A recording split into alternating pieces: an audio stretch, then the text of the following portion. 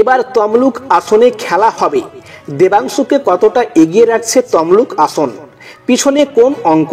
কার দখলে তমলুক? বিজেপি নাকি তৃণমূল? অধিকারীর হাতে ছিল তমলুক কেন্দ্র। 2019-এ জয়ী হয়ে সাংসদ হয়েছিলেন বিরোধী দলনেতা শুভেন্দু অধিকারীর ভাই দিব্যেন্দু অধিকারী। এবার ওই কেন্দ্রের প্রার্থীর নাম এখনো ঘোষণা করেনি পদ্ম শিবির। এরই মধ্যেই নাম ঘোষণা করে দিয়েছেন তৃণমূল। প্রার্থী হয়েছেন তৃণমূলের যুব নেতা দেবাংশু ভট্টাচার্য। প্রশ্ন উঠছে, তমলুকের মতো গুরুত্বপূর্ণ কেন্দ্রে দেবাংশুকে কি গ্রহণ করবে মানুষ? উল্লেখ্য, এই কেন্দ্রে বিজেপি কারো নাম উল্লেখ করেনি, কিন্তু দেওয়াল লেখন ইতিমধ্যেই শুরু হয়ে গিয়েছে। দেওয়ালে লেখা অভিজিৎ গঙ্গোপাধ্যায়ের নাম। কি বললেন দেবাংশু? বয়সের বিচারে নাকি এগিয়ে যাবেন তিনি। প্রার্থী তালিকা ঘোষণা হওয়ার পর একথা বলেছেন দেবাংশু। তিনি বলেন, একজন 28 বছরের যুবক নাকি 61 বছরের প্রাক্তন বিচারপতি, কাকে মানুষ বেছে নেবে সেটা মানুষই বলবে। তিনি মনে করেন তার পক্ষেই আগে ছুটে যাওয়া সম্ভব হবে। কি বলছেন এলাকার মানুষজন?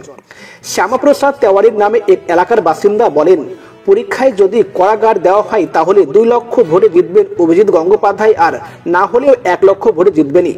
দেবাংশুর সঙ্গে কোনো লড়াই হবে না বলে মনে করেন না তিনি। দেবাংশু নাকি অভিজিৎ গঙ্গোপাধ্যায়? চায়ের দোকানে বসে এই প্রশ্ন শুনে এই বৃদ্ধ বলেন, অভিজিৎ গঙ্গোপাধ্যায়। আর কোনো বিকল্পের কথা ভাবতেই রাজি নন তিনি।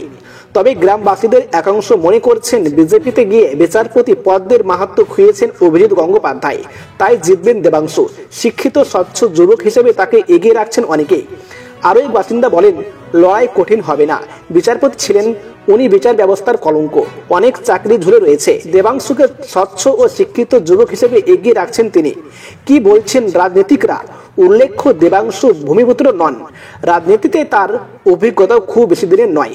তারপরও কোনো অঙ্কে তাকে সাফল্যের শীর্ষে পৌঁছে দেবে তৃণমূল।